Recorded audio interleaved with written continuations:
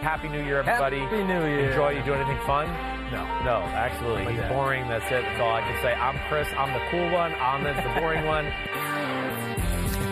Oh, hello. We're back. It's the boring one and Chris, the cool one. Once again, we are here. I'm okay with that. I know you are. Actually, I know you are totally okay with that. Boring, baseline. You know what you're gonna get. Right. Like now you're very dry. You're not often disappointed. You're like, yep, that's Ahmed. You're very smart. You make jokes that go over my head sometimes because me play football, me blonde quarterback. No, but you do that to me as well. I don't know. Some of the really. jokes don't go over my head. They're just so inappropriate that I just try to move on. You do. Quickly. You try to ignore it. You're like, uh-oh, that's an HR violation. This could by be a Chris. problem.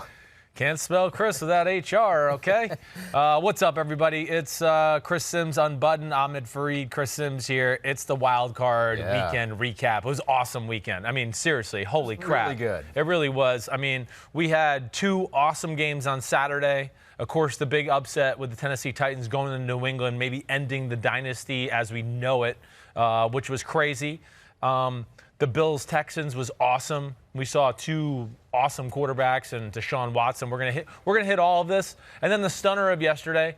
I mean, a stunner, at least to me. I never thought in a million years the Minnesota Vikings were going to go into New Orleans and win that football game. And then the disappointing second game of Sunday with Carson Wentz getting hurt and all of that took the luster away. Come on, we were all watching that game because we wanted to see Carson Wentz versus Russell Wilson. Carson Wentz, arguably one of the hottest quarterbacks in football the last 5-6 weeks of the year. So to lose him, that really stunk and kind of took the luster out of the game. It was like which quarterback can do it all himself? Is it going to be Carson Wentz doing it all himself or Russell Wilson? Yes. We've seen both of them do that. Yes, so we have. We definitely have. The luster off that one. The Vikings, and we'll talk about all the games here in a second. The Vikings didn't surprise me as much, I think, as most people, because I think it was about a month ago when I was looking at the playoff odds and the Super Bowl odds. Right. The Vikings have always been pretty low, and their road to the Super Bowl is ridiculous, very, very difficult. Right. But a team with a good enough defense but can run the ball and has some big play ability in the passing game, it's just like that can be dangerous on a one-game basis. You're right. And that's all the playoffs are. You did call that one, and Pete Demolitis.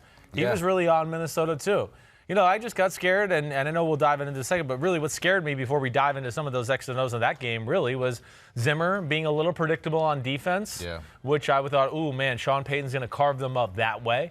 I worried about that, and I did not think they'd have the success running the football they did, Minnesota's offense. I think those are the two things that really jumped out to me, but we'll hit on that. We're going to hit on everything and a few other news and notes and other items, and let's go. Let's start it off. Let's start with the news. Breaking news. The big news. This happened after you were done with Mike on PFT, correct? Yeah, so we haven't had your full take on it. No, we have not. Although you did hint last week that you thought the Dallas Cowboys might go in this direction, and that might be wise to go in this direction. Mike McCarthy is going to be their new head coach. Jay Glazer of Fox was first to report that, then was backed up by everyone else. Not a huge surprise from what we've been hearing from the Cowboys. They want an established guy. They didn't necessarily want to go the college route. I didn't know if I believed them, but yes, they showed us. Even though they've done that in the past, and it's worked out fairly well with Jimmy Johnson and Barry Switzer. So Mike McCarthy, in 13 years in Green Bay, 9 of them, they went to the playoffs. Yep. They did also have Aaron Rodgers. Yes, they did. And that makes it a little less impressive, perhaps, when you have one of the best, if not the best, quarterback of all time. Yep. So your thoughts? What do you think of Mike McCarthy, the fit in Dallas? I like the hire a lot. This is something I said last Thursday, January 2nd, on the PFT show. I mean, to me, this made the most sense for the Dallas Cowboys. Yeah, of course. You have a young team that's in the window right now, right? Do you want a young college coach and Lincoln Riley, or just a college coach in general who's going to be like, oh, I have a Super Bowl ready team, but I'm not really ready for the Super Bowl, and I'm trying to figure this out and how I want to approach being a coach in the NFL? That didn't make any sense to me, and I think that's ultimately why the Cowboys did this. I really like Mike McCarthy. I've always liked Mike McCarthy, the head coach. I have not liked Mike McCarthy, the play caller. It got stale at the end. Now, this offense has a ton of talent. It's got more talent than he had in Green Bay. He's been very self-reflecting and saying that he got a little stale on offense and a few things I've read over the last 2-3 weeks. He even said it in an interview on camera. So I think he realizes that, but I think this is the right move. I mean, one thing I'll say about, Mike McCarthy, his teams were always tough, buttoned up, detailed, understood, situational football that way. like I said, my only negative was offensive creativity. So we'll see where he goes. I mean, if I'm Mike McCarthy and if I'm Jerry Jones, I might say, like, hey, Kellen Moore, stay around. Let's be collaborative. Maybe I'll call the plays, but you know, I like what you did on offense this past year. So it makes a lot of sense from that standpoint. And then the next thing is, what are they going to do with the defense? Because to me, the more frustrating thing with the Cowboys this past year, more than their offense, was their defense. I mean, that defense is super, super talented. They feasted on the poor, and the rich really had their way. If it was a team that played them that had a good quarterback and a little bit of a system, the Cowboys couldn't stop anything. So that's the next piece. So why not hire a defensive-minded coach then? Why not go to this team and say, okay, Mike McCarthy is known as an offensive guy, but then he left his last job after he self-admittedly was a little stale. So you bring him in and you say, all right, last time you're the offensive guy, but you admitted that you were a little stale at the end of it. Right. You had Aaron Rodgers for all those years. What are you going to add to the offense? We don't quite know. No. What are you going to add to the defense? We don't quite know. No, we don't. We don't know where he's going to go there. Now, I will say this. Mike McCarthy, in his history, has believed in a coordinator in Dom Capers or Mike Pettin, which are, to me, I'd like him to go somewhere along that line. Those are game plan specific guys. They're not guys that go, this is what we do and we don't change and we're just going to be sound and hustle and tackle. Like you've heard me say a million times this year, that shit's over. It's got to change. So, yeah, the defensive minds that were out there, Chris Richard runs that defense. Yeah. Robert Saleh runs that defense. All right, so there's two. Wink Martindale, maybe they just weren't willing to wait. The Baltimore Ravens defensive coordinator, he's one guy I look at to go, yeah, I think he's head coach material. No doubt about it. He's brilliant on what he does on that side of the ball. Players love him, everything like that. He's not going to look like all perfect in front of the podium. So maybe that went through their head. But, again, I don't think they were willing to wait maybe. And they just wanted to get this going and make this next change and get Jason Garrett out the door and start, the 2020 season and get it off with the head coach and Mike McCarthy. He's a CEO type, it seems like, coming in here. In a league where the CEO type isn't necessarily in vogue right now, you see a lot of teams being successful with coordinators that are taking over one side of the ball. But I can see the appeal of that. If you're the Dallas Cowboys, it's like, okay, we think we have the pieces in place. We even maybe have some of the coaching staff in place. Yes. We have the players. We just need someone who's won before in the league and has experienced a lot of things in the league just to take it to the next level and put his stamp on it. Well, yeah, and the CEO thing to me is like we're going too far the other way now, like I need a play caller. I need a play caller. I need a play caller. Oh, there is something to manage in the football game. First of all, Bill Belichick, he's more of a CEO. He's not in there every day with the nuts and bolts of the details of, we got to make this call and defense run this. He goes into it. He tells his coordinators, we have issues here. They got issues there. We need to attack this. He gives them overviews, and then they build game plans off that. I know that's how Bill Parcells operated it back in the day.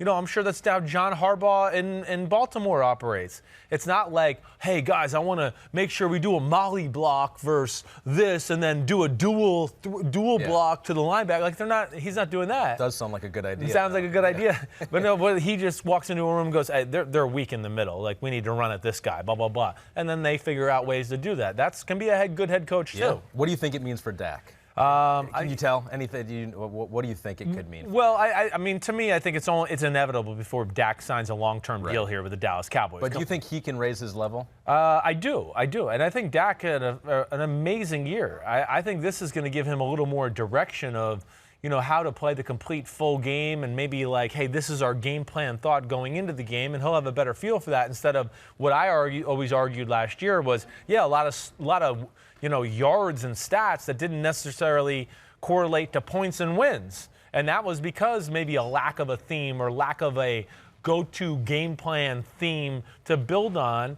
And like I told you a lot of times, it just seemed like a Rolodex of plays in Dallas. There wasn't like, we're trying to work the run game, and then off that, we'll have some play action. Like, I never knew what the theme was in Dallas's offense. So I think McCarthy's going to teach him that, and I would be shocked if he's not signed up long-term here, sometime in the next few months. It'll be interesting to hear who he retains from that staff because they're offensively, Kellen Moore, that was a pretty good offense this year. Didn't always put up points with all those yards, but I think they had a lot of things going in the right direction. Definitely. So that's the big news there. You ready to take a look at our 4 games from the weekend? Let's do it. Before we do that, let's take a look at the final 8 teams. We got the final 8 teams. The final 8. The great 8.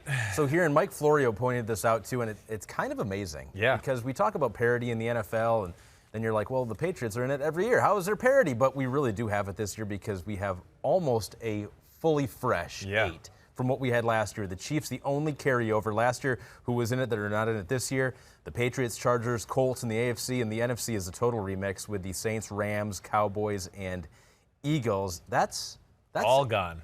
You would not guess that. No, Before I definitely the year, not. You would not guess that. No. And it does show the quality of some of these up-and-coming teams because the teams on the right there, I don't know out of how many of them would you guess would not be back in it next year. I mean, maybe the Seahawks, Vikings, the teams that just barely squeaked in. I don't know. I don't know. It's scary. It'd be tough to cross out 7 teams there and say only one team from this year's coming back. It would be tough to cross out the 49ers, the Packers, and I mean, really any of them, because none of them are like, oh, these are old teams or old quarterbacks, or they have a positional flaw here to where you're not sure they can replicate what they did. But that's the awesome thing about the NFL. And honestly, it's the awesome thing. Yeah, I mean, we got parity. It's so cool to see 7 teams different. We're seeing a changing of the guard at the quarterback position. All of those things are real.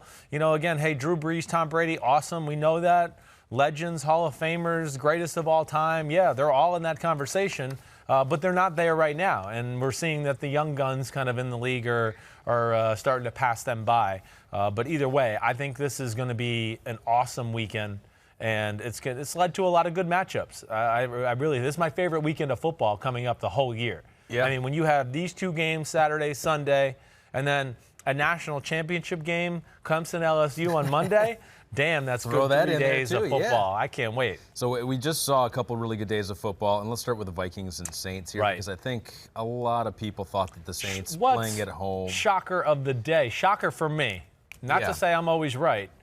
I'm right a lot, but I know I'm wrong, and when I am wrong, I call it. There were times this year the Saints lost at home, though, which is a little uncharacteristic for them. 49ers, Falcons, too, correct? Right. And actually, it was interesting because Danielle Hunter, who had a very big game for the Vikings on defense, and that's what I want to get into and ask you is how they slowed down Drew Brees and the Saints offense. Right. But he said that they went back, and they did watch tape of Week 10 of when the Falcons played them. I bet. And that said they decided that they would attack the interior of the offensive line because of the strength of both of the Saints' tackles. Yeah. So they did that a lot in this game, where they put Everson Griffin and Danielle. I gotta get better with it. Danielle. Yeah. They put them at defensive tackle. I mean, and I understand that. Andrews Pete's just getting back healthy, so he's not hitting on all cylinders. They have good tackle play in New Orleans. They were both phenomenal from the first series of the game.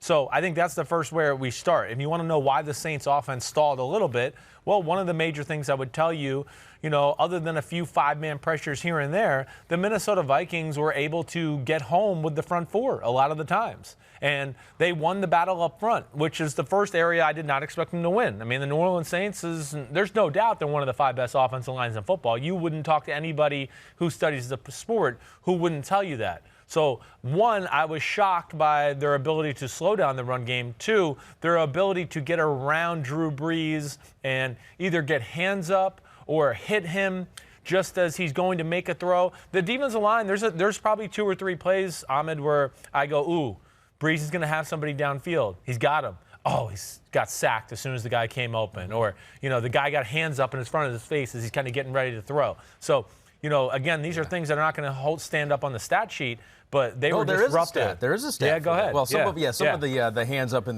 the face, but with the sacks that they were able to get on Drew Brees, so there were 20 sacks this wild card weekend.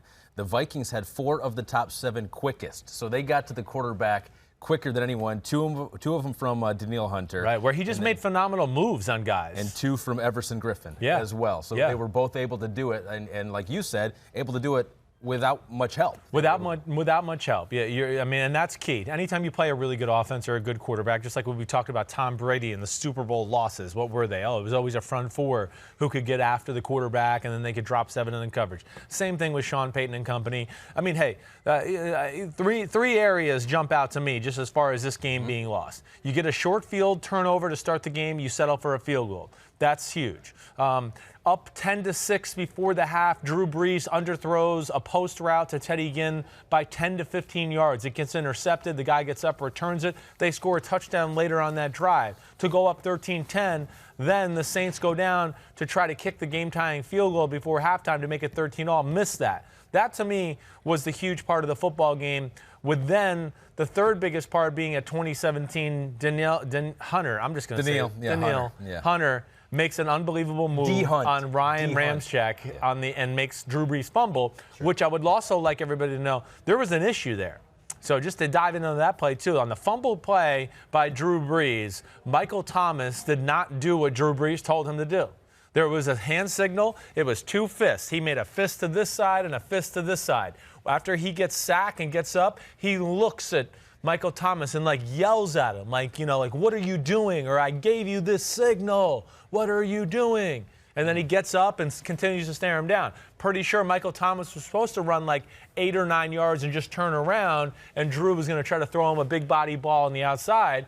But Michael Thomas didn't do it, or didn't do it the right way, or maybe they switched up the signal for the playoff game. He ended up going straight. It made Drew hold the ball an extra second, and then he got hit from behind by Danielle Hunter. Interesting. Yeah. Another one of those things that doesn't show up in the box. Does not show in the show up in the. But I think the big thing for me here, without getting too crazy into this, okay, just with the theme of how did Minnesota stop the great offense of the New Orleans Saints and Drew Brees and Sean Payton? There was two things. First thing is, do I think Sean Payton was a little impatient with the run game? Yes. Do I think Sean Payton should have ran Taysom Hill more because that package was very effective? Yes. So they didn't do that, either one of those enough. But the biggest thing to me would be these three things in the pass game, Ahmed, would be no screens. They didn't let it. The screen game never got off. I mean, the Saints, other than the Patriots, are the kings of you over with screen passes every game. Oh, gosh, it's play action pass. Let's get deep. It's Jared Cook and Michael Thomas going deep. What? He threw the ball behind the line of scrimmage to Alvin Kamara? What? He's running down the field with no one, with blockers in front of him? Oh, gosh, let me chase him. So none of that happened.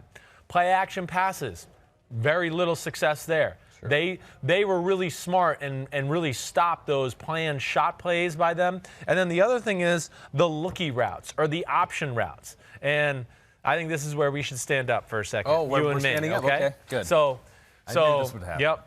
So if you're the DB, like there's a route in the New Orleans scheme for the slot receiver or even the back coming out of the backfield. Sometimes they call it a looky, or they might call it a halfback option.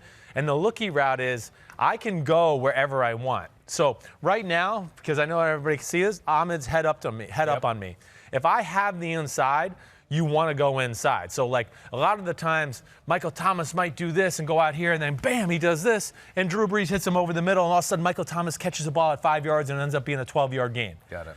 The Vikings basically said, screw you. We're going to make your option the way we want to make the option. And they exactly right. Moved him in there. They almost played like this, right? They were like, go ahead, try to go inside. You're going to run into us, and you're going to have to tackle us to go. And that's what they did. So then within that, expecting it, they're also ready to break out when I break out. So now you're like there. So even if I catch it, they were getting tackled for like 4 and 5 yard gains. Got it. They took away the middle of the field for Jared Cook, Michael Thomas, and Alvin Kamara. I think that was the biggest thing I took away more than anything of the game. Some of the bread and butter design plays that Sean Payton comes up with on a weekly basis, they were not there.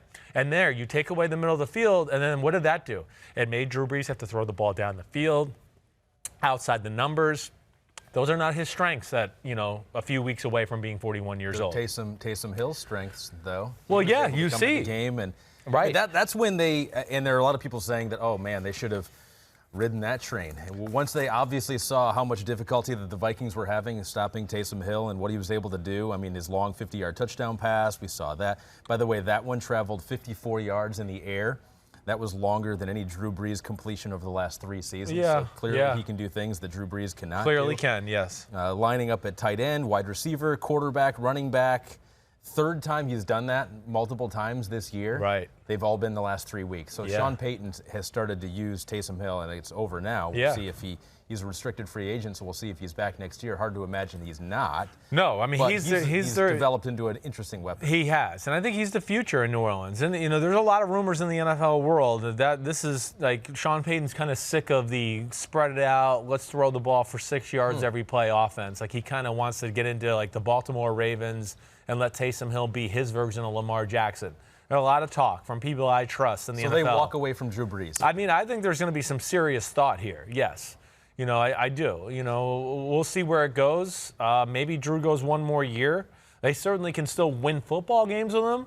But the room for error with the way Drew Brees, the age he is right now, is very slim. And as we've seen really in some of their big losses, when you take away some of the things we just talked about and then you say, okay, Drew, you're going to have to throw it downfield or outside the numbers to beat us. Yeah, he's at an age where he's just not capable of doing it. I'm sorry. I'm not trying to be a jerk. Minnesota, that's the game they played. Their corners didn't back off. They basically just said, oh, we'll see. Can you throw it over our head? Can you throw a 15-yard comeback all game long and stripe it in there?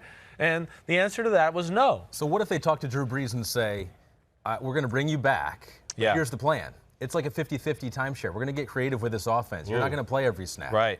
Taysom Hill, we want to introduce him into this offense more and more. I know. I don't know. I don't know. I just don't know. Would Drew Brees like that? Would he want to deal with that? I can't imagine really Sean Payton liking that either. I would think Sean Payton would want to go with some sort of theme. He thinks that Taysom Hill can do many of the things that Drew Brees can do now? I think he probably thinks he's very close, right? Okay. Yeah, I mean, is he going to be quite as good a decision maker? Is he going to be as good an accurate thrower with some of the quick decisions and all that? No, of course not. Drew is as good as anybody in the history of the sport to do that.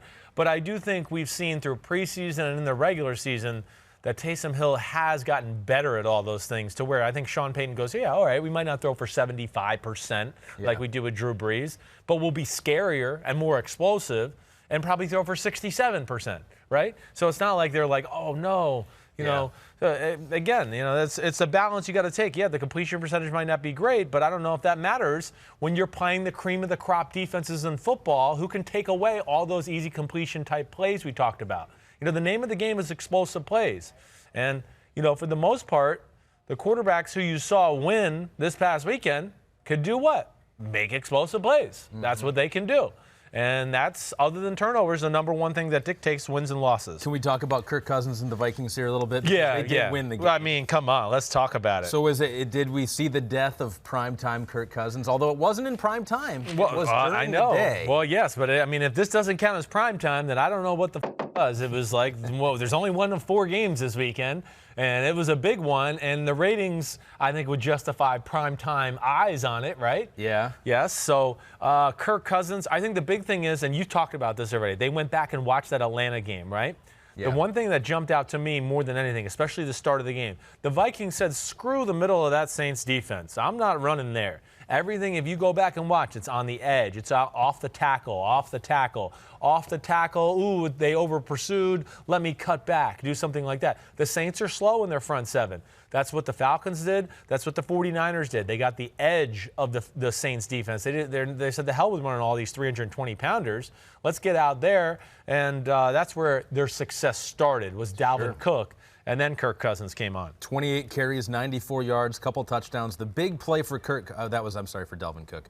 The big play for Kirk Cousins was the 43-yard touchdown, or set up the game-winning touchdown pass in overtime, which I thought was so interesting. And it's just how these little things happen at the end of a game where Lattimore gets hurt, and then Patrick Robinson comes in for one play. Yeah. His first play on the field was Adam Thielen catching that 43-yard pass to set up the winning touchdown.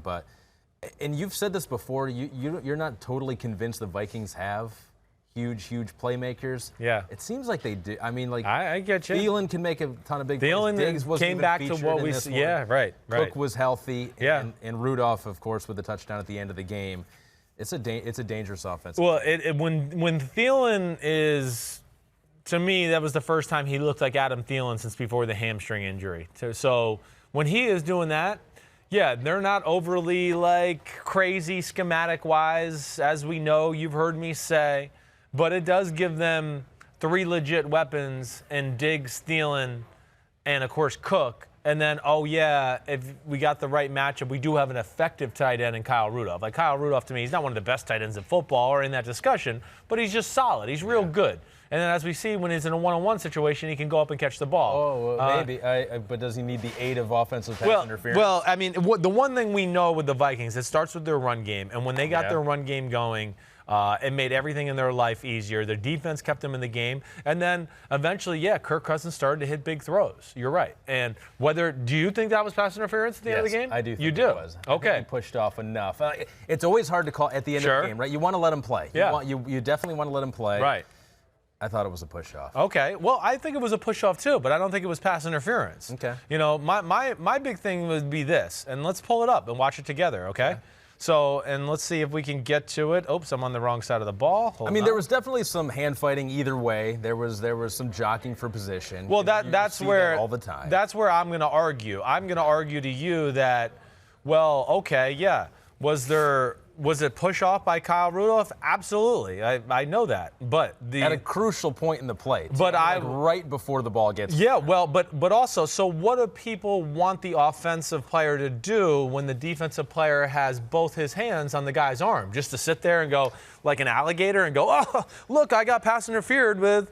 Just throw it. Look, my arms are stuck down here. Slap the arms away. Well, he definitely gave a shove. He gave to a the shove. Shoulder. There's no doubt. But my argument to this would be that the contact was initiated by P.J. Williams. So once that happens, all bets are off. They're not going to reverse a non-call and call it that. No. When one guy started the contact issue. And I don't think they should have. I don't think that they should have reviewed down and called that pass. I don't think it was egregious, but I do think it was pass interference. You do think it was pass interference. But I get where you can say that's hand fighting by a defensive back who initiated the contact. And it was kind of like we were talking about last week and every week. You know, if there's contact initiated by the defensive guy first, then there's it's on. more leeway. It's on. It's on. That's exactly right. That's the way to put it. It's on. And again, it wasn't like egregious or anything like that. But you know, if I'm guarding you and my hands are like right here on you like this. I mean, what? Yeah, and they're gloves that grip already, so I don't need to be like, oh, you can't move. Yeah. Like, you're going to do something to create a little separation. Injured Kyle Rudolph coming off a week where Chris Sims said you weren't that great of a tight end, and so you're like, I want to prove myself here. And I just said it again. So there you go. I want to do it. All right, so that's anything else in this game? I'm trying to think. No, I think we hit it. Drew Brees has played his last game in New Orleans. I want to say yes. I think this was it for Drew Brees. I do. I don't feel confident in that. I just say if, 50-50, I lean a little bit more yes. Yeah. Than no. And there are options out there, and there are options on there. We didn't even talk about Teddy Bridgewater. No, that's what I mean. They have two options on their own football team. Right. So, yeah, they have direction here. And to me, again, the difference between Drew Brees and Tom Brady is, yes, neither one is capable of carrying the team anymore. That's not going to happen. But Brady has less deficiencies than Brees. Brady can still throw the ball all over the field. Brady still has a 100-mile-per-hour fastball. Brees, you have to be a little limited in what you can call and design in a game plan because he's just not going to be able to make some of those throws. All right, so that is Vikings. They're moving on. They get the win in New Orleans. Titans, Patriots. Almost no one saw this one except for the guy to my left, who did pick the Titans. Correct? I did pick the Titans. I just went with the team I've seen that's played better football the last 6 weeks. And did this game go how you kind of anticipated? Yes, roughly. I mean, I think I picked a 23-20 win. I didn't think it would be any scoring scoring extravaganza. I thought it would be, 23-20, 20-17, maybe 17-14, whatever, somewhere in that ballpark. I guess where do I start here? Well, can I just start? Yeah, you picked my brain. Go ahead. Because we just talked about Drew Brees, and did he play his last game in New Orleans? Can we just real quick get that out of the way? Did Tom Brady play his last game? I'm going to say no. I'm going to say he ends up back there one more year. I do. I think, my heart of hearts tells me that maybe Belichick and everybody wants to move on. I think Brady's going to talk to Mr. Kraft and tell him he wants to play one more year, and I think Belichick's going to be stuck. Not stuck. I don't mean to be rude by it, but they're gonna have one. I just can't imagine Tom Brady in another uniform. I can't imagine him moving to any other cities really other than maybe a Los Angeles or a Miami. Okay, all right. So, so real quick, before we get into the nuts and bolts of this game, let me do a little game with you here. Yep. Because I've come up with scenarios that possibly could happen here. Right. And I want you to give me a 10 if you think like, oh yeah, that's going to happen. Okay. Or a 1 if you're like, Ahmed, I wish you had not brought that up because that was really dumb. Right. So, Tom Brady, Rivers retires. Yes. Tom Brady goes to the LA Chargers to help fill up that new stadium in LA, SoFi Stadium. 1 to 10. What are the chances that happens? Because, like you say, you think that he's going back to New England, but that doesn't rule out the possibilities of these other things. No, because I know the TB12 lifestyle thing is important. I've had enough people tell me that know him and are around him. So, like Los Angeles, all right, I'll give that a 7. Ooh, so 7. I'm going to give it a 7. Yeah, I think that's one of the possible places he could end up being in, no doubt about it. Okay, if it doesn't work out with the Chargers and they still want to go to L.A., McVay trades Goff. Brady wants to work with a mastermind, and they also help fill up that new stadium in L.A. I'll give that a 1. Okay, that's a 1. I shouldn't have brought that one up. Yeah. Here's one that's been thrown around. Josh McDaniels goes over to Carolina, gets hired as the coach there. Cam is out. They make that decision, and then Tom Brady goes over and quarterbacks the Carolina I'm going to Panthers. give that a 1 as well. Okay. 1. Wow, that low? Yeah, well, yeah, I'm just going to go hit you below the belt with anyone that I don't think is crazy. But, yeah, I don't think, like, for one. Does he want to work with Josh McDaniels? I'm sure he does, yes. Or does he want to show that he can do, if he's going to leave the Patriots, he wants to leave the Patriots? Well, I don't know about that. He can do it. I think he's more about leave Belichick, and then nobody else is going to question that. So, you know, I don't think anybody's going to, like, if he went to Carolina and was successful and be like, well, Josh McDaniels was there. We got to give him all the credit to Josh. You know, I just don't see that happening either. One, I don't see Tom Brady living in Charlotte, North Carolina. Yeah. I'm just sorry. You know, again, this is not to live in Greenwich and just commute. It's not to be disrespectful, but his lifestyle, his wife, who he's married to, I don't think they're going to move to anywhere that's not I know it's a great city. It's a good city. For you and me, it's great. Yeah. I don't think it's great for the Bradys, though. Here's one. This one surprised me. This is actually the betting favorite in Las Vegas right now. The Browns. So say McDaniels goes there. You got weapons in That's Odell. the betting favorite? I don't get it either. But you do have offensive weapons there. Yes. And if McDaniels does get a job, they do have an opening. Right. And perhaps he's interested. Okay. What number would you give that? And then they're just going to say Baker Mayfield out of here? Yeah, trade. I don't know. I mean, I'm going to give that a 2. Okay.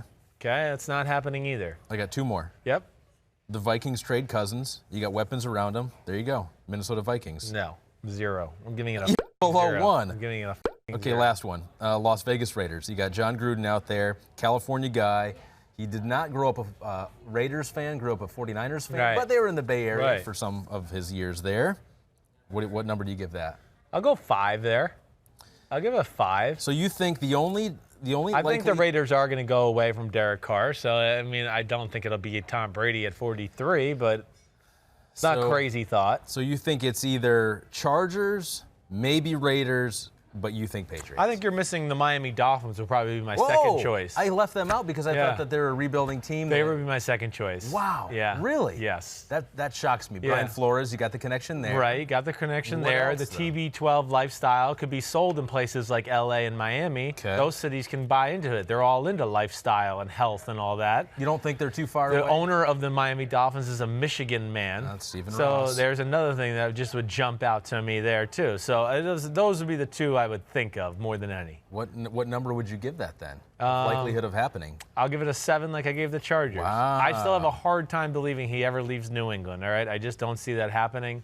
I got to see it to believe it before I call that shot. All right, let's get into the game now. Yeah, so let's we got the Patriots and the Titans. I mean, what a performance by them because they did what we thought they were going to do. Yeah. And normally Bill Belichick does not allow that to happen. Right. You go, okay, this team's coming in. If they have any chance to win, it's going to be riding the running game of Derrick Henry. Right. And Belichick's going to shut that down, however he has to do it. He's going to get beat some other way. Yeah. And actually, you know, they could not shut down the running game No, of Derrick Henry. No, and good Mike Vrabel. Way to go, Tennessee Titans. I mean, anybody that's been listening to me on the podcast or PFT, I've been saying the New England Patriots have a size problem. Stop, like, letting them dictate, like, you not running the ball because there's a bunch of linebackers and secondary people at the line of scrimmage who are just standing there to intimidate you out of the run game. Like, oh, the numbers aren't good, we got to throw it. And then they all drop back and there's 8 guys in coverage, right? Or they have some intricate double team here and they're doing this and that. And you went, whoa, there was 8 guys on the line of scrimmage, so we checked to the pass. Yeah, that's what they thought you would do. They knew that. Would somebody just run the ball at them? This has been an issue for them all year long. And, the Baltimore Ravens did it. The Chiefs tried to stay somewhat consistent with the run game. The Texans did too. But the Tennessee Titans did what Bill did. They go, wait, there's a flaw here. There's a flaw, and nobody's attacking it. And the flaw is lack of big people on New England's front, and we got a big offensive line who's rolling right now with an awesome running back. New England is trying to play a defense and cheat. That's what they're trying to do. They're trying to play a 3-4 defense with 5 linebackers, basically. And Dietrich Wise, number 91, he's a 275-pound, basically defensive tackle in this. It's a defensive end in the 3-4 who lines up head up over the offensive tackle. That position is made for, like, the most giant humans on earth because you're playing 3-4, and now if you're the offensive tackle and I'm Richard Seymour on the old, New England teams, right? I don't want to. Well, they don't rush. They want to do this, hold you up. I don't care, tail of the wand. I'm just going to hold you here, and if Derrick Henry's over here, I'm going to throw you over there and make the tackle. If he goes over here, I'm going to throw you over there and make the tackle. Yeah. Well, Dietrich Wise at 275, if tail of the wand wants to throw him around, is going to throw him around. Or Conklin at, 320 pounds. So they ran right at Dietrich Wise. And anybody go back and watch the first half, I would say almost every run Derrick Henry has is at number 91. And that, to me, was the difference in the game. The patience to do that, to continue to expose a flaw. And that is why they won, in my opinion, at least the biggest reason why they won. What I thought was kind of interesting was that the Patriots, and you've said this often, they'll take chances, right? Yeah. They'll run the gadget plays. Right. They'll do stuff. Bill Belichick has been going for it on 4th down for years. Yep. They haven't done that the past couple of weeks. And even in this game, you had a punt from their own 37, 4th and 4 with 3 minutes left in the game, down by 1. And it was at that point they never got the ball back. Yeah, right. And you also had a punt early in the 4th where it was 4th and 3 on the Tennessee 47, where that seems like a situation where Bill Belichick normally is like, hey, this is playoff time. I know. Win it or lose it right here. And they punt it again. And it just seemed like they were conservative, just that they had no faith in that offense, obviously. But I found it still, even with that, I found that strange. Well, no, I think just, but I think you're leading yourself down to the right answer. He just doesn't trust it. They haven't been able to convert 3rd and 1 and 4th and 1 runs all year. They've been stopped. In this game, they had 1st and goal from the 1-yard line. Yeah. They couldn't score. Take us through that. We'll hit that. And then, also he's seen mistakes from the receiving core and things like that. So it's just been a compound of errors and things to where he just goes, our best chance is punt the ball, play defense. Yeah. And really, they held the team to 14 points. They did. The offense is an issue. And, to get to your point with the goal line stand, I mean, it's 3 plays. 2 of them, number 54, Evans, the first-round pick out of Alabama. I always want to say Rashawn. Yeah, it's Rashawn, right? Not an A-D. I always want to say Rashad for some reason. But Rashawn Evans was on 2 of them just Superman.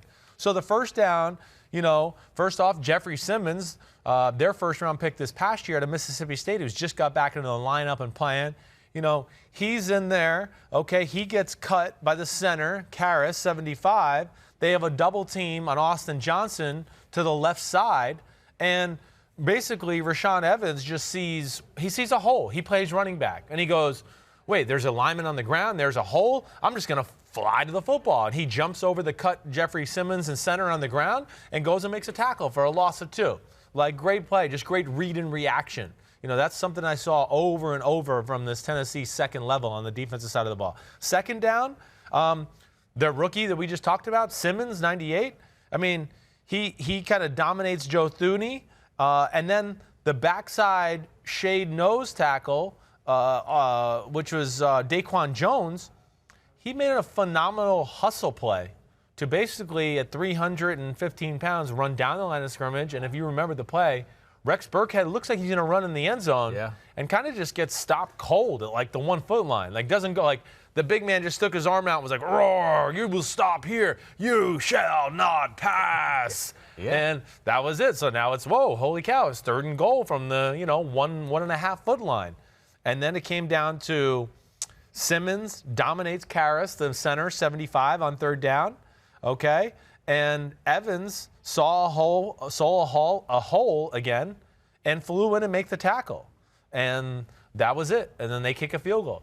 So really, it's the same issue. This is what's been different about New England compared to years past, and it kind of came about again. They're backwards. For years, we've seen New England score touchdowns. The other team scores a field goal. New England scores a touchdown. Other team scores a field goal. Lately, it's been New England kicks a field goal, the other team scores a touchdown. Sure. And that's where it was backwards. And, of course, that was a huge moment in the game. It was 10-7 Patriots. They got a chance to make it 17-7. That didn't happen. It was 13-7 instead because of the field goal. They kicked the ball back off to the Tennessee Titans. Tennessee Titans went down, scored a touchdown to go up 14-3, 14-13. The last points that the Patriots scored in that game, perhaps the last points of Tom Brady's New England career. And the thing is, they called 2 timeouts, did New England, on the goal line stand by the Titans. They called 2 timeouts. Yeah, right. The first play they called timeouts. Right. They had a lot of time to discuss this and go over what they wanted to do. And I do find it interesting that not one of the 3 plays did they entrust Tom Brady to throw the ball. I was surprised too. I kept thinking we were going to see a play action pass. My thinking there would be they probably thought Vrabel and Dean Pease would be really prepared for those type of passes. One, Vrabel was the benefactor of a lot of those play action passes down there that he caught from Tom Brady, so he knows the nuances of what they do. And that was a huge moment in the football game. I don't think Tennessee can win that game if they score a touchdown there. Like down 17-7, I don't know. It was hard because to be down 10 points and to flip it around to the other side of the ball, I mean, Tennessee's receivers were on lockdown. Not only one because of the great man-to-man coverage that the New England Patriots have, but there was great understanding of the plays that were being called in the pass game. It was like New England was running the routes for the Tennessee Titans. They were very well taught and what to expect out of certain formations and certain splits from the receivers. And even though they didn't throw the ball that often, the Titans, they did still throw the ball downfield. Ryan Tannehill aired it out. He had 9.9 air yards per pass attempt, which was tied with Russell Wilson for the most in the wild cards. Whoa. So they still, even though they didn't throw the ball that much, it is nice to see the Titans. They try to take their shots. They try to be aggressive. They try to take their shots downfield, and they have that running game to kind of open that up as well. Yeah, they didn't have to in this game. What do you think, real quick, of Vrabel's use of the time waster with the penalties, the delay game, then the false start before the punt, basically taking, I think it was a minute 55 45 off the clock, or something. using a trick that Bill Belichick had used earlier in the year. I mean, it's a pretty bad rule situation that the NFL Yeah, they got to allows fix that, right. But what did you think of it? I mean, he had a great feel for how the game was going. And I think he was going, and you know what? I'm going to run the clock out. Let me see if New England can drive the ball down and score points on us. Because at that point, he's probably going, man, they haven't really moved the ball on us in 2 quarters. What are we scared of? Like, let's not miss a field goal and give them the short field there so they can get in field goal position. And let's not go for it for the same exact reason to where then all of a sudden it's 2 completions and you go, oh, shit, they're ready to kick a field goal and now we're going to be down by 2 points. I thought that was the correct thing. And I know everybody would have been second-guessing them if it didn't work out or if New England scored and then Titans got the ball back with only 30 seconds. Everyone like, whoa, if you didn't waste all that time. Yeah, okay, ifs and buts and candies and nuts. He had a good feel for the way he thought the game was going to unfold. He hit the nail on the head, and that was it. And the last thing I got to say about this game, too, a lot like we talked about with Mike Zimmer and things he took away, right, from the New Orleans offense, same thing holds true to Dean Pease and Mike Vrabel. There was 2 themes to this game. There's 3 things they took away, okay, more than anything. The middle of the field, once again. They were going to stop Julian Edelman. Okay, that was the first thing. Edelman was doubled on a lot of the big plays throughout the game, so they were going to do the old Belichick, like, beat me with somebody else, right? Which New England has not showed they're capable of beating them with anybody else. Yeah. So they did that, and they were going to stop all the short crossers and pop passes over the middle. Oh, play action pass. Oh, boom, there's Edelman, for 10 yards over the middle. Do all that kind of stuff where they threaten you with the run game and come up throwing the ball. So they took away all those kind of go-to bread and butter type plays for New England. And I think if there's one mistake New England did make is they did not stay enough with the run. They had success with the run game in the first half, got away from that a little bit in the second half. I thought if there was one negative, I would say on the offensive side of the ball. Other than that, I can't say that Brady missed a ton of plays or throws. He doesn't make any plays, okay? That's something that needs to be talked about a little bit. If you're the franchise quarterback is expected to make plays, and I'm sure that's a little where New England's getting frustrated. It's not like. But what if he doesn't have the weapons to make those plays? Well, that's okay, great. But Josh Allen doesn't have those weapons too, but nobody gives him that excuse. There's other quarterbacks like Deshaun Watson. Carson Wentz didn't have those, but nobody wanted to give him that excuse. So that's all I'm trying to say is let's play fair to fair, okay? And when you're the franchise quarterback, you have to make some plays every now and then, especially when you get in the playoffs. The coach isn't going to draw up the right play all the time, every play. And to me, that's where. That's why I put Brady and Brees at 9 and 10, because when those things don't happen, they don't overcome as good as some of the other guys I have in front of them. And some people assume that it won't be them making plays is not necessarily physically wowing us, but mentally finding a breakdown in the defense and doing something. But I guess, they. Well, what if there's no mental breakdown? Tell me what happens. Then, at some point you got to make the big throw. So, again, Brady's still real good, can do a lot of different things. Definitely, his arm is still top notch. Like I said, if there's one flaw with Brady that I see, it is that and the reluctance to hold the ball. Was there 2 or 3 plays in this game where I went, he took the short throw, and the old Tom Brady, I would have patted the ball one more time and thrown a 25-yard laser behind that guy's head. But instead, he just said, I'm going to get it out of my hand and throw it. Those are just the little cracks in the armor I see to say there's issues. You've said that throughout the year, too. Yeah. It's almost like the game's speeding up on him a little bit, or he's slowing down just a fraction. A little bit, right. Before we close the chapter on this one, the book on this one, got a pop quiz for you. You ready? Pop quiz, asshole. The Titans had 71 passing yards Saturday, which was the 4th fewest by a playoff game-winning team since the year 2000. What team had the fewest passing yards in a playoff win since the year 2000? Ooh. Well, I feel like the year 2000 might be the year because of the Ravens that year and that shit offense they had against that. It's not them. Not 2000. Okay. You should know this one. Because I was involved in this, huh? You may have been involved in this. Is it the Ravens-Titans game? No. Oh, is it my game? It's the Redskins. It was. And I lost to Mark Brunell in them because he threw for 78 yards that day? So what? The entire team with sacks included. Yes. So you take away the sack yardage. Right. Washington ended up in 2005 with 25 yards. Oh, yep.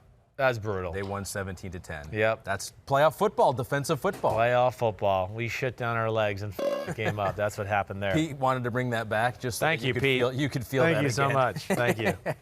Interesting pop quiz question, though. So anything else on that game? Are we good? No. I just think we'll be talking about Brady for 3 months now.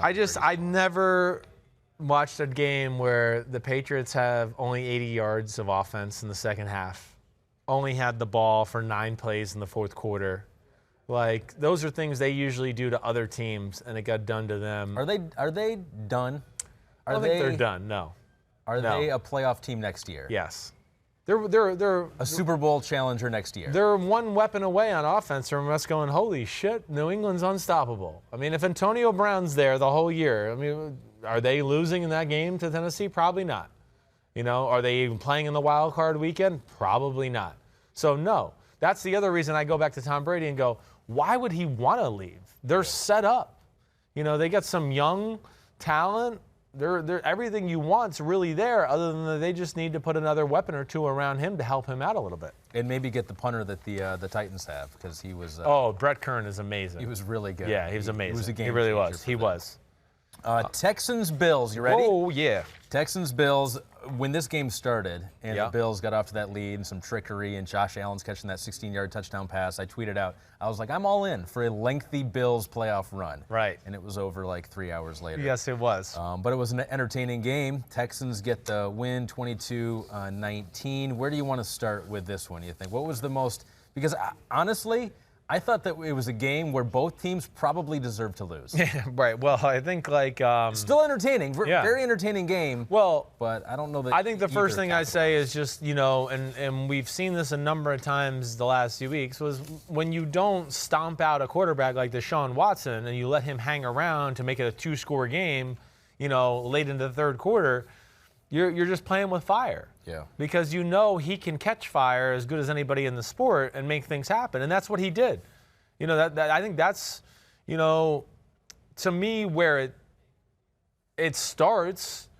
You know, there's the Deshaun Watson greatness factor. Now, there's concern with Deshaun Watson, too, and I'll get to that in a second. Okay. But really, him and the, you know, again, here's another team that settled for field goals, the Buffalo Bills. Yep. And what did the Texans do? Scored 2 touchdowns with 2 two-point conversions. And then had another field goal just off of a short field fumble mistake from Josh Allen fumbling when he scrambled up the middle. So they maximized their opportunities when they got there, for the most part. The Bills did not do that. So that's a huge part of the game. You know, to be in a game where, yeah, it's only 16-0, and it really felt like, is it 24-0? Should have been. Right? It should have been. It should have been 20-0. It should have at least been a 3-score game. So the Bills got down to the 22 in this beginning of the second quarter, field goal. Yep. End of the second quarter, got to the 22, field goal. Right. Midway through the third quarter, got all the way down to the 12 before a sack pushed him back. Yep. Another field goal there. I argue that if they score a touchdown on any one of those, they probably game over. They win the game. Yeah, I don't disagree with that. You're right. I mean, they just could not put the game away, and then that led to, you know, 2 things. I'll say really good on Billy O'Brien to not abandon the run game, down 16-0. And then, yeah, Deshaun Watson just started making some great throws and great individual plays. Some of that run game was Deshaun with the 55 yards. Yes, right. I mean, his scrambling when nothing's there. You know, this is the reason I picked them to win the game. Was that just alone? I just went, you know, it's almost like Aaron Rodgers in his prime. There's a number of teams out there where I just go, they're just not going to be able to beat that player. Like that's how Deshaun Watson is. When you play zone like Buffalo does, Buffalo can't play man-to-man. Tre'Davious White can't play man-to-man. They have to play zone. You know, so that's what's crazy to me about Tre'Davious White being all-pro. I want to go all-pro, but he's not one of the top 10 man-to-man corners in football. He's just coached really well, but now he's an all-pro. All right, I sound like a hater there because I know he's a good player, but like he's not a shutdown corner. And I guess to me, you can't make my all-pro team unless you're a shutdown corner. But these are the type of teams he can take over against when it's zone coverage and the pass rush doesn't have like special players on the edge. Now they gave the pass rush gave him more issues than I thought they were going to. He was sacked 7 times. Right. I mean, I did not expect it to be like that. And my big concern with the Houston Texans going forward is Deshaun Watson doesn't understand pass protection. That's concerning. You know, even on the last play where he gets hit by both guys and flips around, like that was horrible and great all in one. He was hot. He didn't have enough blockers. He didn't know it. He didn't care. He got hit, and by some luck, the second guy hit him to keep him up so then he could spin around. I mean, if Matt Milano's not there on the sandwich spin around Deshaun Watson play, he's going to the ground. 33 has hit him, he's going down. But Milano came and hit him and spun him up and kept him up. But that play is every bit as concerning as it is awesome. And that reared its ugly head a few times in the second half of the game where I go, interesting. Deshaun Watson doesn't know who's protected and who's not. He does not, which is scary to me when you're playing the Baltimore Ravens, who are the masters of that. And it's not a new thing because Watson's had an issue with this in his career. He has. So you'd think that, you know, having such an issue with it his first couple years in the league that he'd try to hammer that out at this point, but it seems like part of the game that's just not coming. It's not quite there yet. No, it's not. It's not. But nonetheless, I mean, he was phenomenal. He won the game for him. He won the game with incredible athletic, great throws, great runs, whatever it may be. He won the game. What'd you think with the Bills? Because Josh Allen, I think we saw with him what he does so well. He's just a physical quarterback. Yes, you know, almost like a Taysom Hill type, right? Like a clone almost, where he had the 9 rushes for 92 yards. You could throw the ball to him, 16-yard touchdown catch. But as a thrower and as a decision maker, I don't know, and you're the quarterback expert, but it just seems like he has a long way to go. Well, yeah, he's not perfect, but you don't think he has a long way to go? I don't think he has as long as everybody wants to make it out to be. Okay. You know, I think people say it's a long way to go because they're still on this theme of like, oh, he played in Wyoming and his completion percentage wasn't that good. You know, he has superstar traits. He does for me, okay?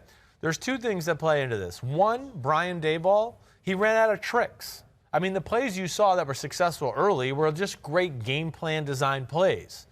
When those plays went away and they had to run their normal offense, one, you know, I haven't watched this film back as in depth yet, so I'll give more of a deep dive on this on Wednesday. But One, it looked like Romeo Crennel, who understands the New England offense, and that's what Buffalo runs with Brian Daboll because he's from New England.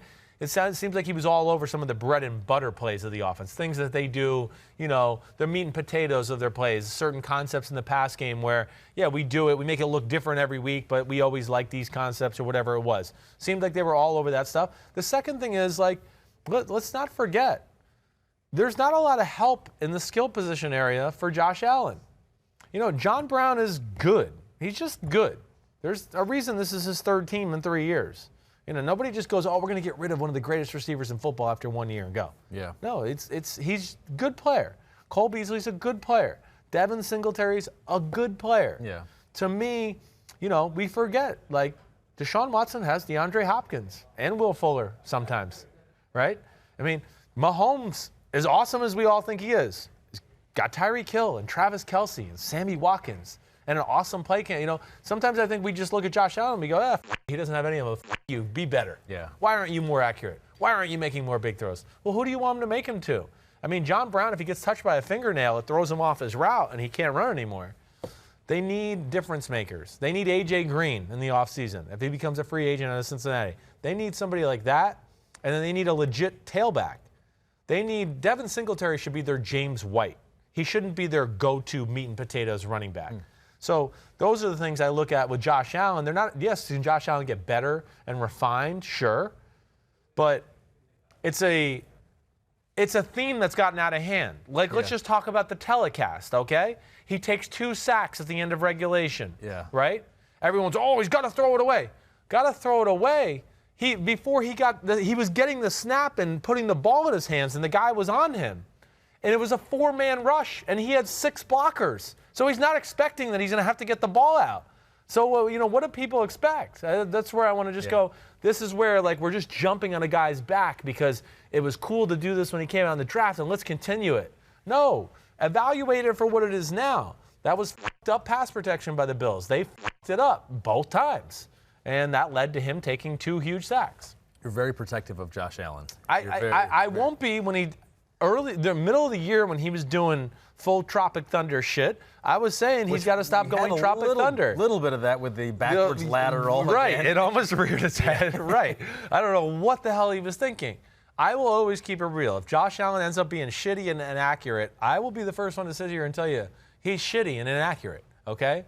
But I don't see enough of that right now to concern me, and I see a whole lot more great that I go, ooh, this guy has a chance to be special. I want to give credit to the officiating crew real quick here because we pile on them a lot. And it wasn't an initial bad call in that to begin the second half with the touchdown, the fumble, when the Houston receiver. Tony Correnti decided to just give a touchdown to a team.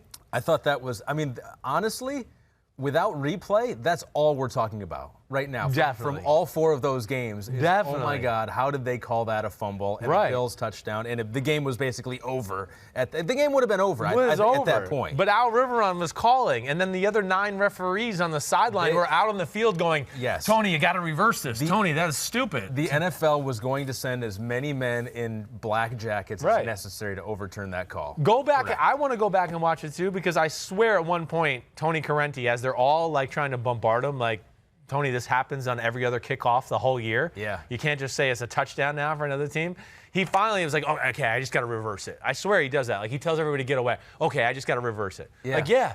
They're all telling you decided to go down to Crazyville. Well, I think at one point, too, if I could read his lips, I think he was talking with him. He's like, was it a forward pass? Or no, I think he got in their formation. They got in formation to return the kick. That's what he tried. I think he was trying to argue. Interesting. Okay. So I got to go back and watch it again. Finally, they go, no, he was giving himself up. Right. And then he was like, oh, yeah, he's giving himself up. All right. I got it. Yeah. But good for the NFL on good for that. But let me crush the refs here, though. Right. Because what do you think about in overtime, which I thought was a pretty big call that I don't know has gotten a ton of talk, is the blindside block in overtime by the Cody Ford. So here's what it was. Yeah, Allen had rushed the ball, got it to the 38. Yeah. But they had called Cody Ford for a blindside block on Jacob Martin. Replay seemed to indicate that. I don't know how you want to define. By the letter of the law, it's right. Even though Jacob Martin saw it coming, he had turned at that point and he saw the hit coming. By the letter of the law, if you go back towards the line towards your own goal line, right. And do the block. So you think it was the right call? You think it was? It's the right call. I wish they would.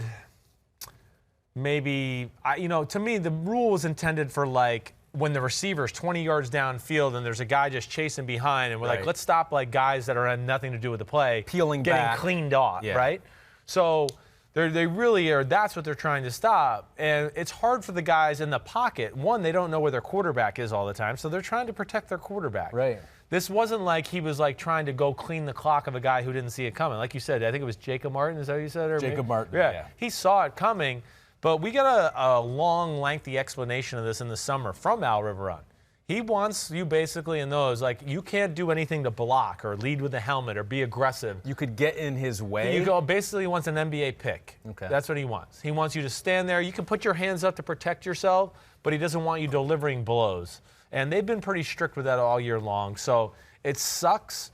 And I wish they could maybe finagle with it as far as the pocket or offensive lineman, but I can't complain about that. Would have had maybe a 55-yard field goal attempt for Stephen Hauschka. His long this year is 51, so I don't even know if they would have done that. It would have been 4th and 5. They might have gone for it from the 38, but who knows? Right. But I think it was the right call. But the letter of the law. The letter of the law. And, I'm not always all for the letter of the law there, too. But this is one they've stayed very consistent with all year, so that's why I can at least swallow it, all right? Now, last thing we got to talk about is that 3rd and 18. I know Pete wants to talk about that 3rd and 8 conversion by the Houston Texans that they threw a check down. 18, right, 3rd and 8. Yeah, I said 8, sorry. Yeah. 3rd and 18, and he threw a check down to Duke Johnson. And really, Buffalo called the very exact right defense to stop this play, to stop the meat and potatoes of the play. Obviously, not to stop the fail-safe check down to Duke Johnson. So it's a 3-by-1 formation. There's 3 receivers to the right, 1 receiver to the left. The receiver to the left is in a tight split, and he's going to run a 10-yard out. There's a back in the backfield right next to Deshaun Watson. The back is Duke Johnson to Deshaun Watson's left. The 2 inside guys to the right are going to run vertical routes. So go ahead to the next screenshot. If you're watching this on YouTube, we have snapshots of the play. So the outside receiver to the right runs basically a 5-yard and under route, okay? Now you see the other 2 guys in the middle of the field right now, Ahmed? Yep. There's one on the hash, and then there's DeAndre Hopkins about 3 yards outside the hash, DeAndre Hopkins is running a straight go. He was the middle of the 3 guys to the right. And the inside receiver, which I believe is Kenny Stills, is running like a deep cross. It's a vertical concept. But when you have a go route next to you, you kind of turn it into a post/cross route, okay? Now, within that, okay, the Buffalo Bills, and stay on this picture, Pete, are playing cover 3. But as you can see, it's 3rd and 18, and the cover 3 safety is the guy on the opposite hash right now. You see him? And I believe it's Jordan Poyer in this snap. He sees that inside deep cross or post coming. His job now, because it's coming into his zone, is to stop this. And within this, you see the Buffalo Bills are very far down the field. There's really no defender within like 15 yards of the line of scrimmage, basically. And Duke Johnson sneaks out. And to me, this is cover 3, and this is a tough thing to stop in this situation. He does a good job. I'm pretty sure this falls on ex-Texans cornerback Kevin Johnson, who's at the top of the screen, who there, if you see at the very top of the screen, Danielle Fells, I believe, is running the out route. Matt Milano is underneath him for the out route, right? Kevin Johnson is playing that cover 3 cornerback there. He, I believe, has to, and they could maybe be coaching this a different way, but he needs to see that Jordan Poyer is taking that inside post cross route. And now basically he has to fill the spot that the safety just left, if that makes any sense. Yeah. Right? Very hard. It's very hard. I can't sit here and blame anybody other than that it was an aggressive play call by Bill O'Brien because Deshaun Watson is an aggressive quarterback who makes these type of throws all the time. And Sean McDermott has the right defense approach. He's playing a coverage it's screwed over the play. Deshaun can't throw anything past the sticks to get a completion.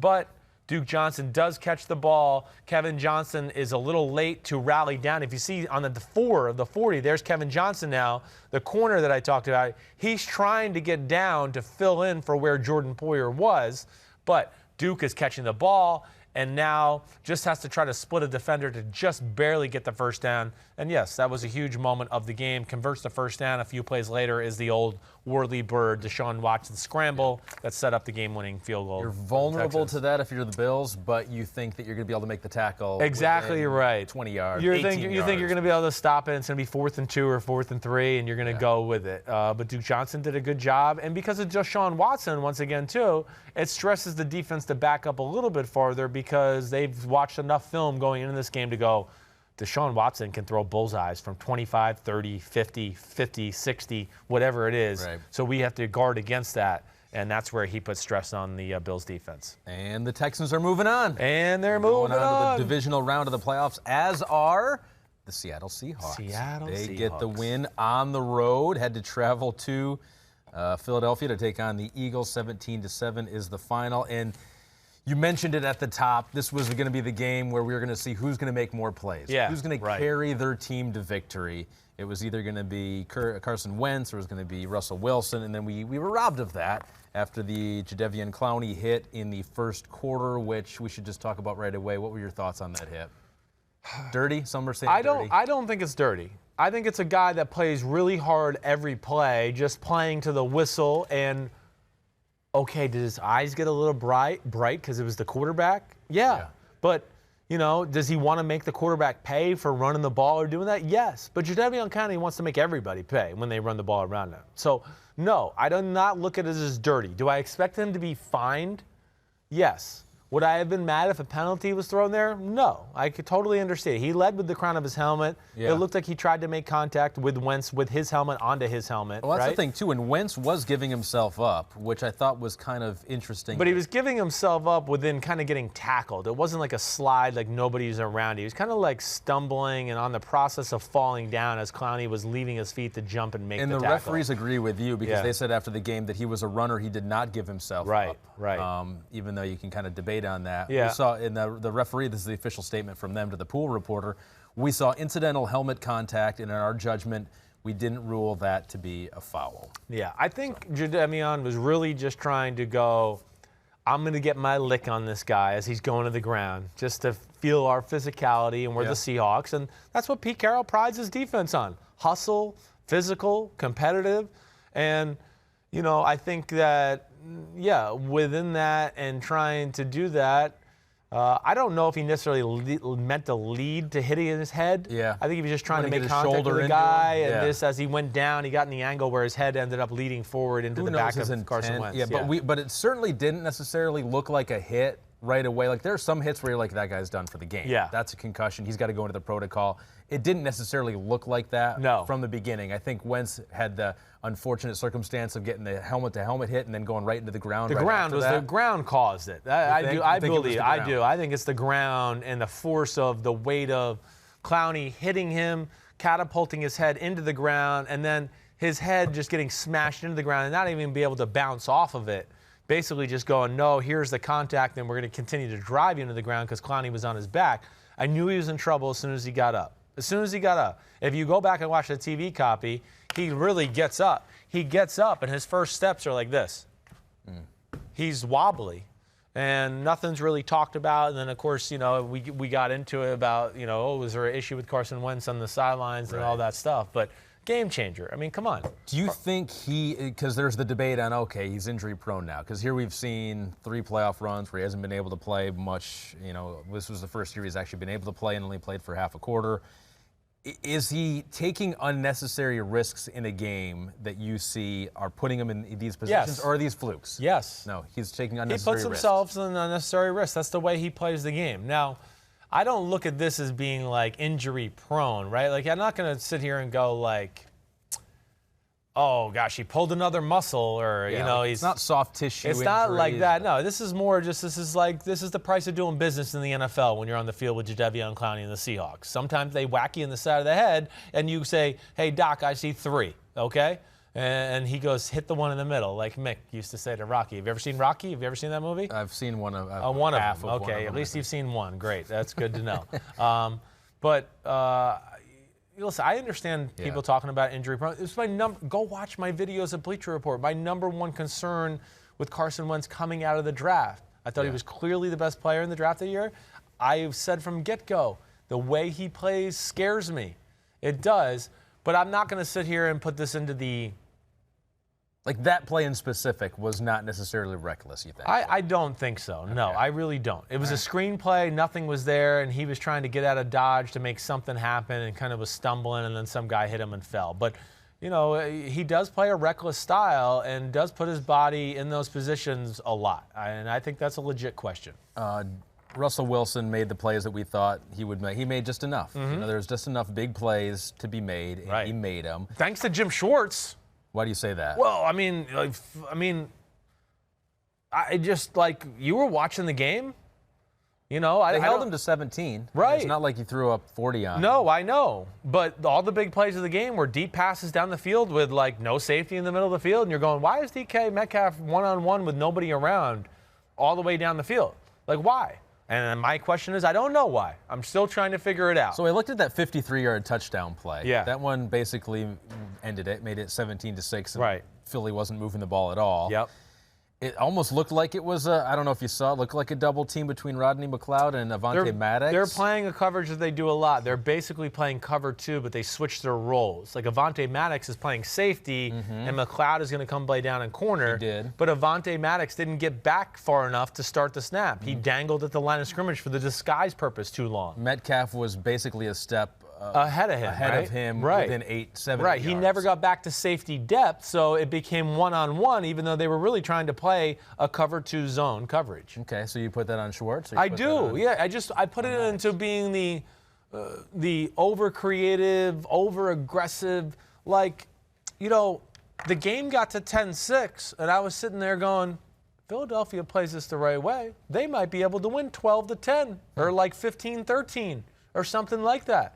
Because they were slowly moving the ball every drive. So that's where I don't get it. First of all, the secondary's been an issue. The cover corner's an issue for the Eagles all year long. And you have a great front seven to stop the run. And Seattle's missing 2 starting offensive linemen. They're 2 starting tailbacks. And they can't run the ball. I mean, they had, with the running backs, had 17 rushes for 19 yards. But yet in the third quarter, there's a few plays where you look at and you go, wait, are they playing Bo Jackson today? Is Bo back there? Because there's 9 guys at the line of scrimmage like they're playing the 2013 Marshawn Lynch Seattle Seahawks. Has somebody not told them that they have not been able to run the ball on you all day? Why are you doing that? Just drop back and cover 2. Show me Seattle can go on a 10-play drive and be surgical and dink and dunk and do things like that. I don't think they can. You know why? Because you don't see it happen much. Seattle's a big play team. They just wait for you to get in that one-on-one situation. Oh, they're in one-on-one. Russell, throw it deep. Hey, guys, run straight. I'll throw it deep.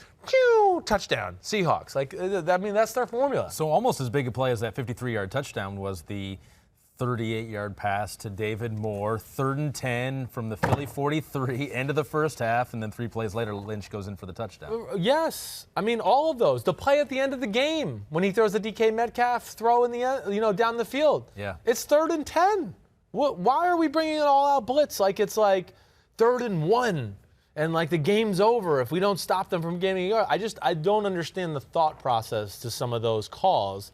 That really just played right into what Seattle wanted. So it was interesting. They were, the Eagles defense and Jim Schwartz, bringing pressure to Russell Wilson. Yeah. So on 3rd down, and this was from Next Gen Stats over here, 3rd down on 8 of 13 dropbacks, they blitzed him. They had pressure on 88% of the dropbacks to Russell Wilson. Right. And on those plays, he was 6 of 7 for 163 yards.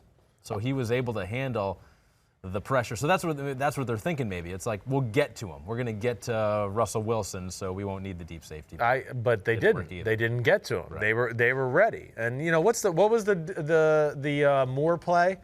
How much time was left of that? I want to watch that, too, with you. End of the first half. I don't know exactly. It was right before halftime, I think. 3rd and 10. I'm looking at it. Hold on. I just want to watch it one more time so we could talk about it here as we watch it together. You want to crush Jim Schwartz even more than you already have. Well, yeah. I'm just into, like, see, these are the things where you talk about, like, why some teams win. They manage game situations the right way. All of this. So here we are. It's 3rd and 10 with 1:36 left in the second quarter, right? I think I'm at the right spot that you're discussing. Yeah. All right, so let's see what they're doing. It's man-to-man. You're right. There's 5 guys right on the line of scrimmage. There's really more than 5. There's 7 within 2 yards of the line of scrimmage. They're going to bring it's blitz cover 1, and yes, they bring 6 blitzers, right? Am I right about that? I think they brought, and then it seems like they have a spy, too, on. So, yeah, well, he's covering the back, and he's covering the tight end, who now he sees blocking. So he's coming. So 1, 2, 3, 4, 5, 6. Six people rushing the quarterback. Nobody in the middle of the field to cover anything crossing. And we're playing man-to-man on Tyler Lockett and DK Metcalf and more. And what did Russell Wilson do? Wait, you mean Russell Wilson, like one of the greatest movers in the history of the sport, like faded away and moved away from the blitzer and then threw an on-target pass? I've never seen him do that before. Oh, wait, that's right. I see him do that 10 times a week. And, yeah, Moore catches the ball, gets knocked backwards, and then runs up the sideline for it. Like that. That's what I mean. Yeah. I just don't understand it. I don't. This is coming from, you had high hopes for the Eagles this year. I did. You picked them to be a go playoff to the Super Bowl. Team. Yeah. Oh, did I pick them to go? Yeah, I picked them to go to the Super Bowl. I mean, so yes. I mean, and I don't care. I'm wrong. Prediction. I don't mind being wrong and any of that. I just don't understand. To that point, we've let up 3 points, and Seattle's really done nothing on the offensive side of the ball, and we go, we're going to give one of the greatest players in the sport a chance to find and buy just a hair time to one-on-one matchup to guys that he has that are very talented, and I just don't get that. Let me end this with something that'll make you very happy. Okay. Because when we were talking about the draft many months ago, looking at the players in the draft, many moons ago, you were salivating over DK Metcalf. Yeah. As a workout warrior. Yeah. He's chiseled physique. But he also is a very good wide receiver. And he was the 9th wide receiver taken in the draft. Yeah, which 64th overall, insane. 2nd round.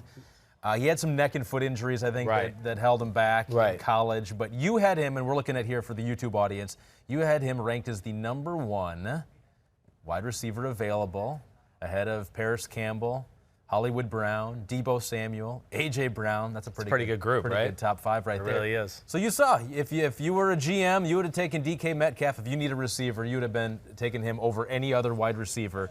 And you were probably right, because he's looking like, of all the receivers out there, not Deebo stepped up. But as a physical specimen and as a guy who really has become their #1 over Tyler Lockett. It almost seems like. He has.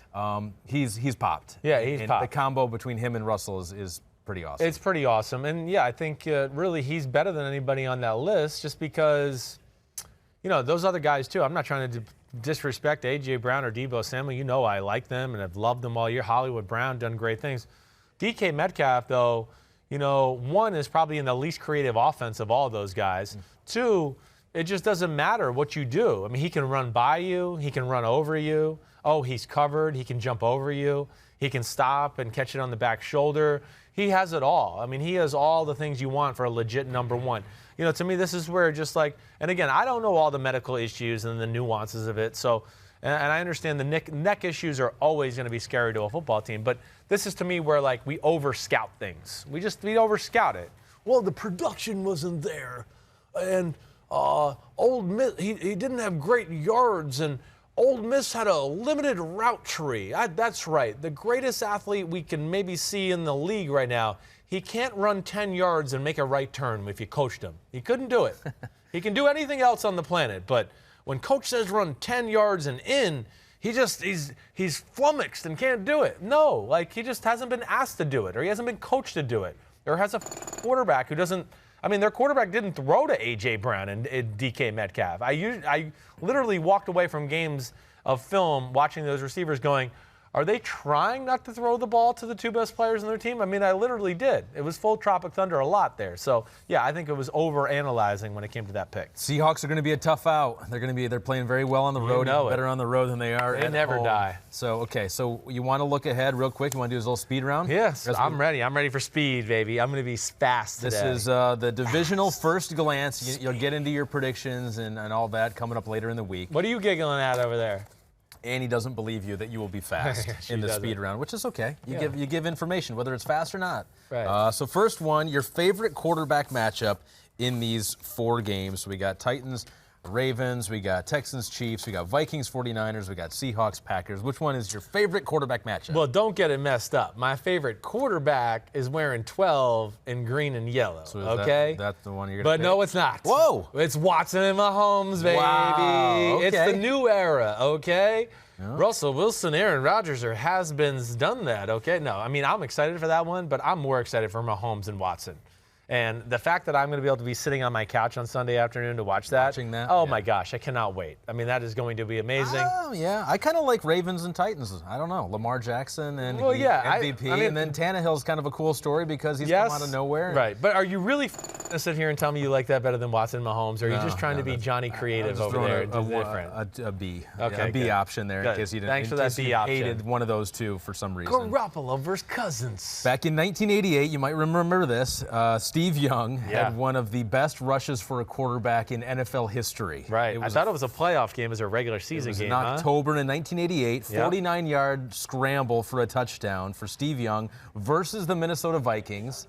You like that play because he's making all these awesome moves and then basically falls down at the end. With nobody around him. No one around him. Right. Trips himself. Yep. So here's the question. Who will have the longest rush in this game? Kirk Cousins or Jimmy Garoppolo? Whoa. You're talking about 2 guys who don't scramble for yards really ever. Like, ever. I'm going to go with Kirk Cousins. I would too. Yeah, I mean, I just think like the bootlegs, like maybe he'll extend one of them for like 5 yards. And if you just had to pick purely from scrambling, like Jimmy Garoppolo is not fast and he can't scramble. Right. Now he can buy some time in the pocket and move around that way, but I still would take Kirk Cousins in that too, to like, oh, I drop back to pass, nothing's there. I see a little seam, I'll go get 3 yards. I'll go with Cousins. Pete's saying something in my ear. I think he was saying 19 yards. Is that the Kirk Cousins' longest rush of his career is 19 yards. Yeah, right. That's amazing. Right. 13 for Jimmy Garoppolo. Whoa. Yep. He's got the edge there going. Not exactly Mahomes and Watson or Tannehill, Lamar Jackson in that department. A little bit different. A little different. Okay, for Tennessee and Baltimore, over under total pass attempts thrown in the game, 10. I'm going with 10 there. You know. Did you come up with this? Pete did. Pete. That was the joke one. Okay, good. It was a joke. I thought it was a joke when you didn't put Tro Palomala's hair as the top 10 hairs of the decade. No, he is just a real fan of Eric Weddle's #1 hair. Oh, his chin hairs. There's going to be over 10 passes thrown. Okay, the real line is 30. 30 pass attempts. Do you think it's over that? Yes. Oh, okay. I do. So you think these? I think we'll get over 40, but not by much. Okay, wow. I think Lamar will be somewhere around 21 or 22, and really probably Tannehill somewhere right there too. Okay, so 40. But they'll both run the ball very well. Very well. They'll try to establish that. The Tennessee Titans are going to have to throw the ball better this week. If they think they're going to run the ball like they did on New England against Baltimore, forget it. Baltimore is gigantic. They got more ass cheeks and thighs on that defense than any other defense in football. Not going to be as easy for Derrick Henry in this divisional round of the playoffs. Final one of the speed round, when they flash back to the 2008 Ravens-Titans divisional round game, odds that we see a sad Chris Sims on the sideline. Oh, what do you think? I don't know. Let me see. I'm just trying to think of some plays where I might be on the sidelines and vision. That was a heartbreaker. Yeah. I think when they showed the Joe Flacco had a 3rd and 18 conversion that should have been a delay of game, I was right there by the completion. So if they show that play, you're going to see me because I'm right there going man, this Joe Flacco is pretty good for a rookie. That hurt, though. That was my best chance to ever win a Super Bowl. We've brought up some painful memories of your past in this. Painful. I quit. I'm out of here. You ready? So you're ready? Hold on. We gotta say goodbye to the 4 teams that are eliminated. Requiem for a team. We got before we say goodbye, we will say goodbye. See how creative you were this week. Yeah, it's getting harder and harder to be creative. I don't know if that's just because the kids are wearing me down more lately. Yeah. But the music helps right here. Yep. Ooh, I like this little. This is good. Ditty here. It gets me into the mood. Requiem for a team. Here lie the Buffalo Bills, hailing from a city that invented the buffalo wing. And currently with a quarterback who could use a healthy dose of mango habanero, spicy garlic, or whatever other seasoning is necessary for Josh Allen. He needs some seasoning.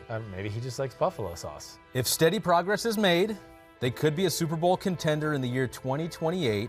likely Frank Gore's last year in the league. It could be it for him that year. You're funny. They're going to be a Super Bowl contender before 2028. All right. Here lie the New England Patriots. Proof that nothing lasts forever, which is as sad for them as it is for us. The NFL needs a good team to hate, and a 7-9 squad led by Jarrett Stidham probably not going to cut it. Damn. That's not going to be good Bye, enough. New England. No joke, I was a little sad Saturday night. Yeah, totally. Yeah, I mean, their greatness. To see it end that way, or maybe end that way, New England has done some special stuff, so it's truly a special era that they've been a part of and dominated. Here lie the New Orleans Saints, a team that gets screwed every year in the playoffs by being forced to play teams who are better than them. Can you believe the NFL does that to How them? dare they? Make them play teams that are just a little bit better than they are. Goodbye, New Orleans. Goodbye, New Orleans. It's really crazy they keep getting screwed like that, Yeah. especially with a fleur-de-lis on there, right? You Seems like you wouldn't do it. You to wouldn't that get team. screwed, Yeah. right? Yeah. It's a good town. Saints don't screw usually, and somehow they're screwing. And finally, here lie the Philadelphia Eagles, a team so bad they won the NFC East. I mean, that's how bad they were. Bad. However, we feel for Carson Wentz, the NFL's most relatable player. Making a healthy playoff run was his New Year's resolution, and just like us, it's ruined in 5 days. It's over. Our resolution's over already. Sorry, Carson. I wanted to. Eagles. I wanted to have better posture and eat better. Done. They're both. I'm gonna have to wait till 2021. Your posture looks good. It's okay. Eating better, I don't know. Drinking better too. Okay. But or yeah, water. not doing that with your current drink there, slugger. Goodbye. That was sad. You're right. It was kind of sad seeing it could be the end of Brees and Brady and the Patriots and Saints as we know it. No, definitely. I mean, the New England one really does hit home. I mean, New England's just been such a, integral part of watching football. Yeah. And just a polarizing team. You're right. Either hate or love. Every year I just feel like, New England's the best team. Gosh, it gets a little annoying talking about them, but they're the best team.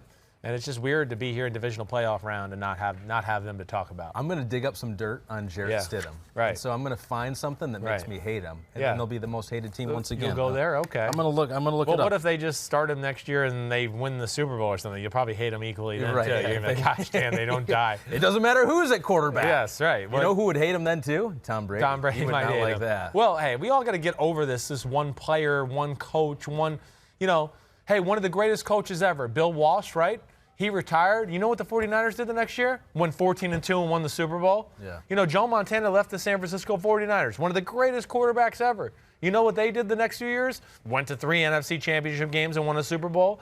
We got to stop this Barry Sanders won what? One playoff? One playoff game. You know what they did the next year? They didn't go to the playoffs. No, but he deserved so much more than that. But yeah, you're right. It's a team game. It's a team game. They got a 53-man roster. Yep. They'll survive after Tom Brady. I would think so. But it might not be here, though. You think he's back. So. Yeah, I do. I got to see it to believe it. All right, we're done. We're done. Peace out. You the man. Good stuff. Requiem for a team.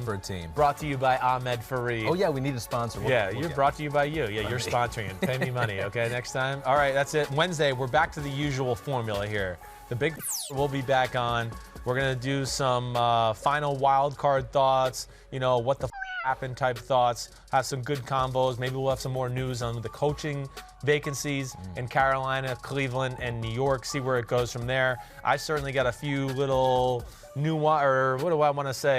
inside track on a few stories that I'll certainly be able to share there as well. But check us out Wednesday. Chris Sims Unbuttoned. Peace out. Everybody be good the next 2 days. Ahmed, say bye.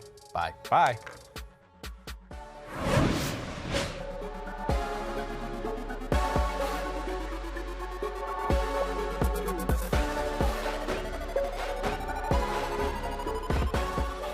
Yo, what's up? Come on, man. Subscribe on YouTube to Chris Sims Unbuttoned Podcast. I need you. Please hit the subscribe button, please.